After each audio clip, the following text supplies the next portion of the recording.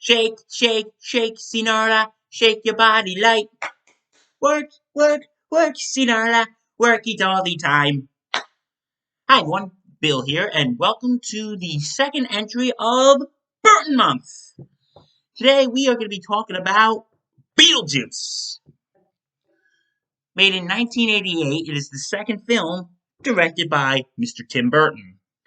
Okay, so here's the story. A couple, played by Alec Baldwin and Gene Davis, are killed in a car accident and they come as ghosts to haunt their old house. Months after their death, their house is brought up by an artist, Delia Dietz, played by Catherine O'Hara, her husband Charles, played by Jeffrey Jones, and his daughter Lydia, played by Winona Ryder. But they're constructing the house, which bothers Barbara and Adam, the couple. So they go seek help in the afterlife. They go to eventually seek the help of Beetlejuice, a troublemaking ghoul played by Michael Keaton. And throughout all this, Barbara and Adam become friends with Lydia, and Beetlejuice wreaks havoc. Okay, I have not watched this movie in many, many years. The last time I watched this movie was 2004. I was like 10. And it's actually a funny story. I was over at my friend's house and we wanted to watch a movie. Um, Me and him we were, going around videos and we saw Beetlejuice on VHS. Okay, for those of you who are younger than 20, a VHS is a tape you put in this thing called a VCR. It was a big thing before DVDs. Yes, I'm that old. But we wanted to watch Beetlejuice, and my brother and my friend's younger siblings wanted to watch Cheaper by the Dozen, the one with Steve Martin and Bonnie Hunt. And my mom and my friend's mom were like, would you guys rather watch Cheaper by the Dozen? I said, no, we want to watch Beetlejuice. And they're like, it's a little scary. I goes, oh, we want to watch it. We're like, okay, fine, go watch it. But if you guys have nightmares tonight, don't come crying to us. And I tell that story because it's funny because watching it as a kid, there are a lot of jokes and material that just flew right over my head. Because, I think when you're a kid, you don't get everything, so. But watching it today, I'm like, whoa, I didn't get that when I watched it. Whoa, I didn't get that either. Wait, I watched this when I was 10? But, like, there are, there's a scene when they're in the afterlife, which is a very creative scene, by the way, and they're waiting to be helped by a caseworker who is, I gotta say, her name's Juno, and she is just, she's a very underrated character in the movie, in all honesty. She's just so funny. She's like your typical bureaucratic paper pusher, but she's hilarious. Um, and there's like, a woman who's been sawed in half, she was a magician's assistant, a guy with like a shark on his leg, a guy, a guy who was burnt to a crisp, and when I was a kid, I didn't understand, like, okay, why are all these people different? But then, while I'm older, you realize that's all the ways they died. And there was this one woman, she goes, if I knew what I knew then, I wouldn't have my accident. And there's marks on her wrist. I'm not going to make a joke about this because I don't want to be making light of a serious subject, but it is hinted that she killed herself. Because they do make a joke a little later in the movie saying those people who commit suicide in the afterlife, they're civil servants. And it kind of does show that because a lot of the people does show, like, some of them were roast or suggested they hung themselves.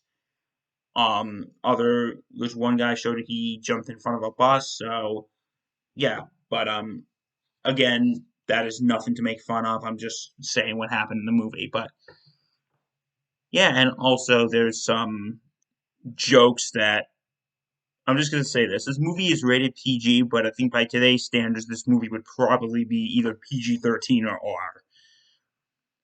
And there's actually a scene when they say the F word. I'm guessing back then, you could get away with saying the F word in a PG movie and still get away with your movie being rated PG.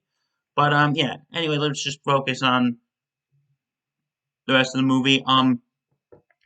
Something that I noticed tonight. The movie's called Beetlejuice. It's his movie. It's Beetlejuice's movie. But come to think of it, he's really not in it that much. Okay, like he's mentioned, makes a quick appearance here and there, but he's really not fully in the plot until near the end of the second act. Like, he's mentioned, say, hey, why don't we get that, when they're talking to Juno, the caseworker, they're like, why don't we get that Beatles? Don't say his name. Don't say his name. He's a troublemaker. And, well, he is a troublemaker. And, yeah, but speaking of Beetlejuice, let's talk about him. Michael Keaton plays it perfectly. It's in the original script, he was actually supposed to be, like, a murderer. But here they just make him, like, again, just the resident troublemaker. He's entertaining as hell, and I like this once he goes, well, what are your qualifications? First he's talking like, hey, let's hide! And he goes, what are your qualifications? Well, I went to Juilliard, I went to Harvard Business School, I travel a lot. Can you be scary? Ah! Do you like it? He's just like that fast-paced spitfire, and he's very vulgar. Like, a lot of the jokes that he made, like, he is very perverted, I'll be straight up honest. He's very perverted, but it is so freaking funny. Like Lydia, I think she's very interesting, but something like they talk about how the living and the dead can't communicate, but yet she can see them. It's never really explained how. But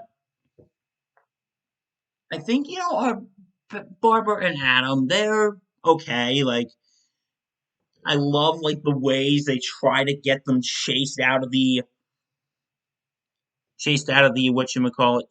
house. Like they try like putting sheets over them, like, ooh, a ghost. It is so dumb, but it's freaking hilarious. Um, what else? Another thing.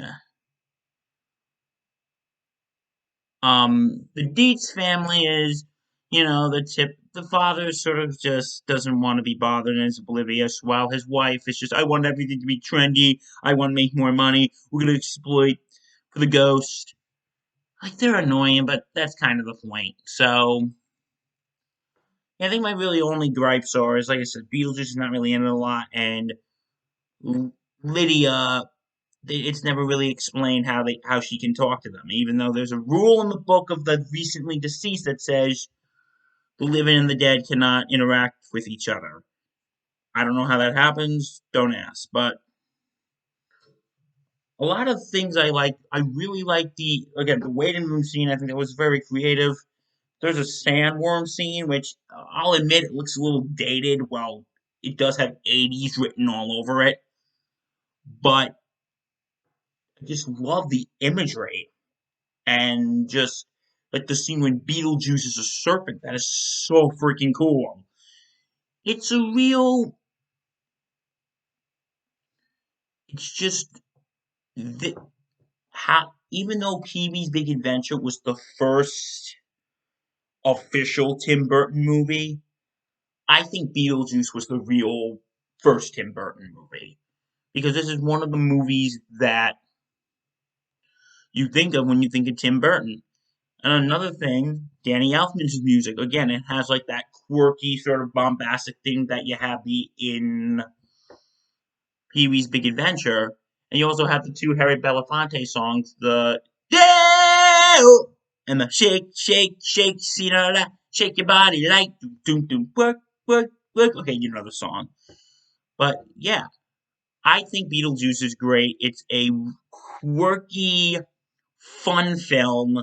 I enjoyed it. I'm glad I got to watch it again after many, many years. I'm gonna give Beetlejuice a B plus. Okay, guys, we have you seen Beetlejuice? Tell me your thoughts down below. I'm excited to hear them. Tune in next time when we talk about Tim Burton's next one, Batman, which I am super excited to talk about because I'm gonna get more into it in the next video, but I am a huge Batman geek, so I am like super excited to talk about it. Okay, guys, thank you very much. Take care. Bye bye.